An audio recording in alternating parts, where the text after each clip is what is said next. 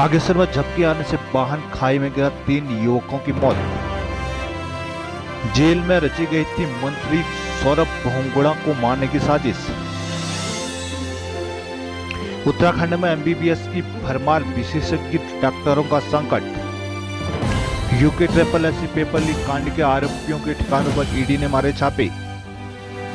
जल निगम 4 ईई को सेवा समाप्ति का नोटिस। रानीखेत पानी न मिलने पर महिलाओं ने जल संस्थान घेरा। द्वाराहाट ईओ की नियुक्ति के लिए पंचायत दफ्तर द्वाराहाट पर जड़ा ताला। उत्तरकाशी विश्व हिंदी परिषद का कल पुरोला में महापंचायत करने का ऐलान। पौड़ी ग्रीष्मोत्सव में गढ़वाली गीत नृत्य ने किया दर्शकों का मनोरंजन। श्रीनगर में जीनोम सीक्वेंसिंग लैब खुली। देहरादून दुराचार में सेना के जवान को 20 साल की सजा। नैनीताल चीफ जस्टिस 18 जून को करेंगे स्वच्छता अभियान की शुरुआत।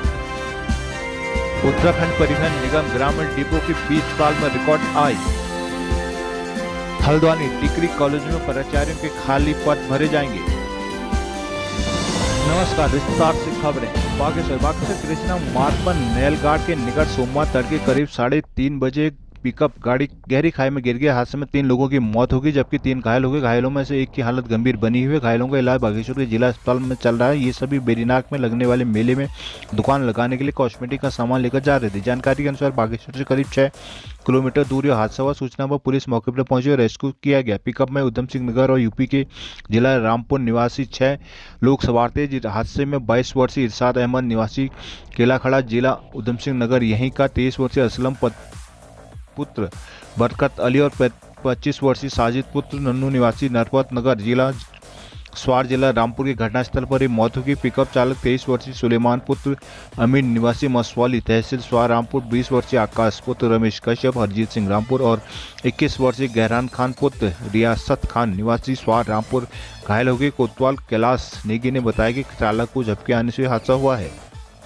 कैबिनेट मंत्री सौरभ बहुगुणा की हत्या की साजिश रचे जाने के मामले में एसआईटी ने अपनी जांच पूरी कर ली है। जांच में खुलासा हुआ कि इस मामले में गिरफ्तार 2 आरोपियों ने जेल में रहने के दौरान ही यह साजिश रची थी। मुख्य आरोपी खनन कारोबारी में हुए घाटे के चलते मंत्री से रंजित रख रहा था। यूएस नगर पुलिस ने मामले में गत 10 अक्टूबर को रिपोर्ट दर्ज करते हुए ग्राम कोटा फार्म निवासी हीरा सिंह को मुख्य आरोपी बनाया था। बाद में पुलिस ने 3 अन्य आरोपियों को गिरफ्तार कर जेल भेजा।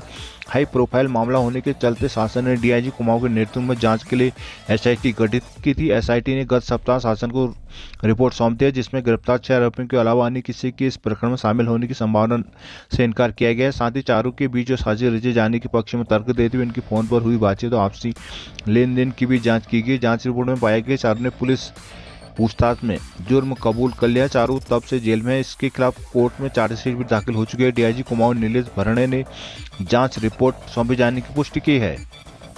हल्द्वानी उत्तराखंड के सरकारी और निजी मेडिकल कॉलेजों में हर साल 600 से ज्यादा एमबीबीएस डॉक्टर निकल रहे हैं। स्थिति यह है कि इन्हें नौकरी देने के लिए स्वास्थ्य विभाग के पास पद नहीं बचे हैं। वहीं दूसरी तरफ अस्पताल और मेडिकल कॉलेज में विशेषज्ञ डॉक्टरों का संकट बना हुआ है। इसका कारण मेडिकल कॉलेजों में पीजी की पर्याप्त सीटें नहीं होना है। राज्य में देहरादून, श्रीनगर, हल्द्वानी, अल्मोड़ा के सरकारी मेडिकल कॉलेज और 3 निजी मेडिकल कॉलेजों में डॉक्टरों की पढ़ाई हो रही है, जिनमें 5 सालों में हर साल 600 से ज्यादा एमबीबीएस डॉक्टर तैयार हो रहे हैं। पहले बांट के मुताबिक सरकारी कॉलेजों से निकले एमबीबीएस डॉक्टरों को पूर्वोत्तर अस्पताल में तैनात किया जाता था, जिससे सरकारी अस्पतालों में एमबीबीएस डॉक्टरों के पद खाली नहीं है।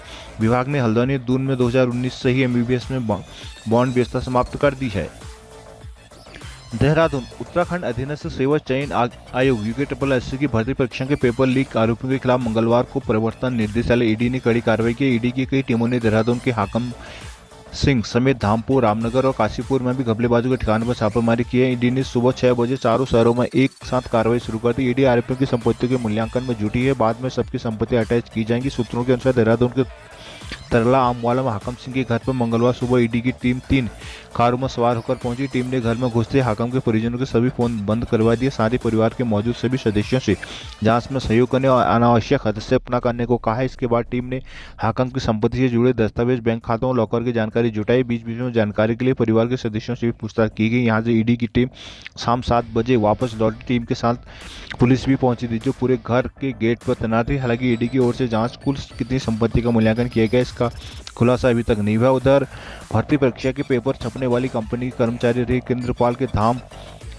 नागपुर स्थित घर पर भी ईडी ने छापेमारी की। इसी मामले में के 2 अन्य आरोपियों रामनगर के चंदन मनराल, काशीपुर के संदीप शर्मा के ठिकानों पर ईडी ने कार्रवाई की। ईडी सूत्रों के अनुसार सभी टीमें एडवांस सर्च वारंट लेकर पहुंची थी। चारों शहरों में अलग अलग टीमों ने सुबह 6 बजे एक साथ कार्रवाई की थी। ईडी सूत्रों की माने तो घपले में आरोपी बनाए गए तत्कालीन अधिकारी भी जांच के दायरे में है। उनकी संपत्ति की आरएमई जांच हो रही है। जल्द ही एडवांस सर्च लेकर आगे कार्रवाई की जा सकती है। देहरादून जल निगम में 4 अधिशासी अभियंता ईई को सेवा समाप्ति का नोटिस जारी कर दिया गया। इस मामले में महिला के अनुसूचित जाति के आरक्षित पदों पर यूपी, बिहार, दिल्ली के लोगों को गलत तरीके से नियुक्ति देने का आरोप है। 15 दिन में नोटिस का जवाब नहीं देने पर उन्हें एक तरफा कार्रवाई की चेतावनी दी गई है। निगम ने वर्ष 2005 और 2007 में नियुक्त असिस्टेंट इंजीनियर और जूनियर इंजीनियर की भर्ती में आरक्षित पदों पर गलत तरीके से भर्ती के आरोप लगे थे। करीब 4 वर्ष बाद चली जांच के बाद एमडी उदय राज ने मामले में नोटिस जारी किया, जिसमें ईई सुमित आनंद, मुनीश करारा, एम हसन, सरिता गुप्ता आदि शामिल है। सभी उत्तराखंड से बाहर के निवासी इंजीनियर की सेवाएं 18 साल तक की हो चुकी है। सहायक अभियंता पद पर भर्ती हुए इंजीनियर अधिशासी अभियंता, अधीक्षण अभियंता तक प्रमोशन पा चुके हैं। विभागीय सूत्रों ने बताया कि ऐसे कई इंजीनियर भी कार्रवाई की जद में आ सकते हैं। इस फर्जीवाड़े का खुलासा हिंदुस्तान समाचार पत्र में किया गया था। जल निगम मैनेजमेंट ने 2005 में भर्ती हुई यूपी, बिहार के महिला अभ्यर्थियों को किसी भी तरह का कोई नोटिस जारी नहीं कर दिए गए हैं। वहीं 2007 में भर्ती हुई महिलाओं को सेवा समाप्ति के नोटिस थमा दिए गए। मैनेजमेंट का तर्क है 2005 में जब पहली बार भर्ती, उस समय शासनादेश में स्पष्ट नहीं था कि 30% महिला आरक्षण का लाभ राज्य से बाहर की महिलाओं को नहीं मिलेगा। ये 2006 के शासनादेश से स्पष्ट है। इसी आधार पर 2007 वालों को नोटिस दिए गए हैं। द्वाराहाट पानी के लिए परेशान द्वाराहाट ब्लॉक के गंवाड़ की महिलाओं का सब्र मंगलवार को टूट पड़ा। आक्रोशित महिलाओं ने अन्य ग्रामीणों के साथ मिलकर मंगलवार को पानी उपलब्ध कराने की मांग को लेकर 4 किलोमीटर पैदल चलकर जल संस्थान और तहसील परिषद में अधिकारियों का घेराव किया। जल्द पेयजल व्यवस्था सुचारू न होने पर उग्र आंदोलन की चेतावनी दी है। नारेबाजी कर शासन प्रशासन के खिलाफ आक्रोश व्यक्त किए गए। वहीं रानीखेत के चिलियानौला क्षेत्र में पेयजल समस्या से जूझ रहे लोगों का जल संस्थान कार्यालय में पहुंचकर घेराव किया गया। तपिश बढ़ने के साथ ही द्वाराहाट ब्लॉक के कई गांवों समेत नगर में इन दिनों पानी के लिए लोगों को जबरदस्त समस्या का सामना करना पड़ रहा है। पानी संकट से जूझ रहे गंवाड़ के ग्रामीणों ने कहा कि पिछले कई महीनों से पेयजल की आपूर्ति सामान्य रूप से नहीं हो पा रही। कई बार विभागीय अधिकारियों को अवगत करा दिया गया, बावजूद इसके अलावा वो समाधान नहीं हो पा रहा है। समस्या का समाधान तो दूर, अब एक बूंद पानी को तरस रहे हैं। कहा कि पानी की आपूर्ति जल्द ठीक नहीं हुई तो उग्र आंदोलन किया जाएगा। कहा कि नियमित पानी नहीं मिलने से प्राकृतिक जल स्रोतों से पानी ढोना मजबूरी होगी। प्रदर्शन के दौरान पर ग्रामीण प्रधान मीनाक्षी पार्वती देवी, मीना बिष्ट, लीला देवी, सरस्वती देवी, भावना बिष्ट, प्रकाश, हेमा देवी, नीमा, कमला खस्टी, भक्ति देवी आदि मौजूद रही।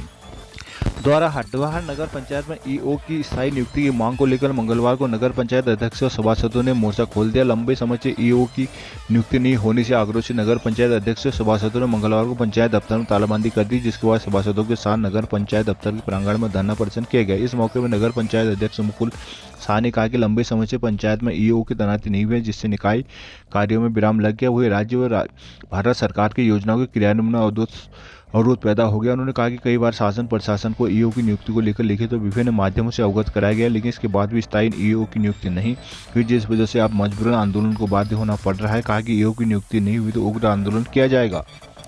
पुरोला उत्तरकाशी पुरोला में नाबालिग को भगाने के प्रयास के मामले को लेकर 15 जून को प्रस्ताव महापंचायत की प्रशासन अनुमति न मिलने पर आयोजकों ने अपने हाथ पीछे खींच लिए। अब विश्व हिंदू परिषद और बजरंग दल ने मंगलवार को एसडीएम देवानंद शर्मा को ज्ञापन देकर महापंचायत कराने का ऐलान किया है। प्रधान संगठन अध्यक्ष अंकित रावत ने महापंचायत को अपना समर्थन देने की बात की, जिसके बाद प्रशासन भी अलर्ट मोड पर है। प्रशासन की कोशिश है कि किसी तरह महापंचायत ना हो, जिसको रोकने के लिए स्थानीय प्रशासन ने 15 जून को पुरोला में धारा 144 लगाने की मांग की है। साथ ही सुरक्षा के पुख्ता इंतजाम करते हुए पीएचसी की कंपनी बुलाई गई। महापंचायत संगठन ने 15 जून को महापंचायत का ऐलान किया था। पुरोला में बीते 26 मई को नाबालिग भगाने के प्रयास के मामले के बाद समुदाय विशेष के लोगों द्वारा दुकानें छोड़कर चले जाने, दुकानों पर बंद पड़ी रहने से राज्य भर में बवाल मचा है। बवाल मामले में विवाद तब और बढ़ गया जब समुदाय विशेष की दुकानों को आगे कुछ दिन पहले रातों रात 15 जून को पंचायत द्वारा महापंचायत संबंधी धमकी भरे पोस्टर चस्पा दिए गए। ऐसे में डर के माहौल के बीच पुरोला में अब तक विशेष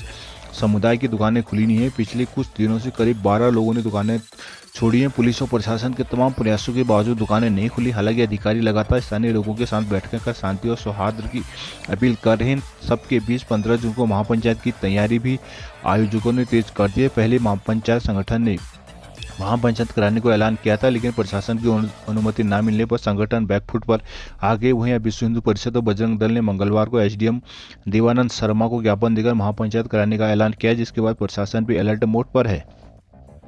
पौड़ी ग्रीष्मोत्सव की 7वीं और अंतिम सांस्कृतिक संध्या में नटराज डांस ग्रुप पौड़ी के कलाकारों ने अपनी हिंदी गढ़वाली गीत नृत्य संध्या से दर्शकों को भरपूर मनोरंजन किया। साथ ही कलाकारों के लोक संस्कृति और सामाजिक लोक परंपरा व नृत्य की मनमोहक प्रस्तुति से दर्शकों में दिख रही युवाओं को थिरकने पर मजबूर कर दिया। कार्यक्रम की शुरुआत भगवान गणेश की स्तुति बीजी जवा बीजी ही की स्तुति से हुआ। गायिका ने अंजलि खरे लग जा गले फिर से हंसी रात होना हो, पिंका गपोरी और दिल है कि मानता नहीं की बेहतरीन प्रस्तुति से दर्शकों का मन मोह लिया। इसके बाद कलाकारों ने तारों को ना छेड़ेंगे अब से छेड़ो ना नजर से नजरिया, वेस्टर्न डांस, वाली उम्र तेरी, गला पैरोली, माता की माला, जुल्म है जाला जरा माठो माठ, जय हो गढ़वाली, जय हो कुमाऊं प्रस्तुत कर युवाओं का भरपूर मनोरंजन किया। पार्वती विवाह और शास्त्र व नृत्य मुख्य आकर्षण का केंद्र था। निहारिका ने रिमिक्स व प्रेम का प्याला, अप्सरा आली और नायशा घिरदयाल ने ओरे पिया जैसी तेरी निगाहों पर सुंदर नृत्य प्रस्तुत करके लोक पर्व पर एगे फूल संग्रात, नैनो में सपना, डफली वाले डबली बजा, परदेश यही सच्चाई पिया आदि फिल्मी गीतों में नृत्य की मनमोहक प्रस्तुतियां देकर दर्शकों द्वारा खूब सराही गई।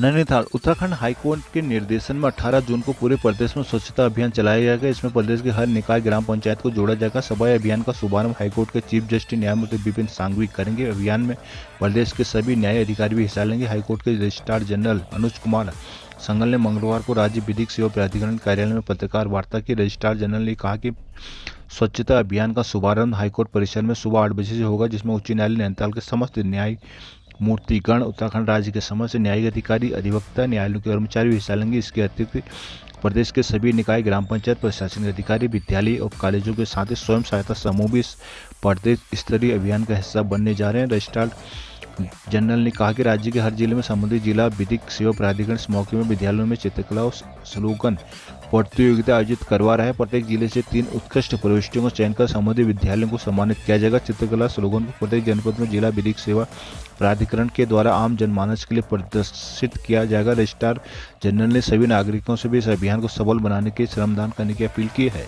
हल्द्वानी राज्य के डिग्री कॉलेजों में लंबे समय से पदोन्नति का इंतजार कर रहे वरिष्ठ प्राध्यापकों प्राचार्यों के लिए अच्छी खबर है। शासन स्तर पर उच्च शिक्षा में पदोन्नति के लिए प्रक्रिया अंतिम चरण में है। शासन में होने वाले डीबीसी में प्राचार्यों वरिष्ठ प्राध्यापकों पदोन्नति पर मोहर लगेगी, जिसके बाद डिग्री कॉलेज में खाली पड़े प्राचार्यों के 19 पद भरे जाएंगे। राजकीय महाविद्यालय दुर्ग, नागरी, नैनबाग, खिरसू, बितालघाट, देवपुरिया, घाट, चमोली, लंबाग व राजकीय महाविद्यालय किच्छा में यूजी प्राचार्यों के कुल 8 पद खाली हैं। वही राजकीय स्नातकोत्तर महाविद्यालय कपकोट, चंपावत, पैठानी, गोपीश्वर, बाजपुर, नारायणनगर, कर्णप्रयाग, मानीला, नईटेरी, बिरीनाग और सोमेश्वर समेत 11 कॉलेजों में पीजी प्राचार्यों के पद खाली हैं। पिछले दिनों उच्च शिक्षा निर्देशालय से वरिष्ठ प्राध्यापकों प्राचार्यों की सूची प्रशासन को भेजी गई। शासन ने सर्व सूची में शामिल प्राचार्यों प्राध्यापकों की CR पूरी नहीं होने के कारण प्रकरण पलट गया था। प्रशासन के प्रयासों के बाद वरिष्ठ प्राध्यापकों प्राचार्यों की CR लेखन का कार्य पूरी हो चुका है। अब शासन स्तर पर डीबीसी के लिए बैठक बुलाने की कार्यवाही चल रही है।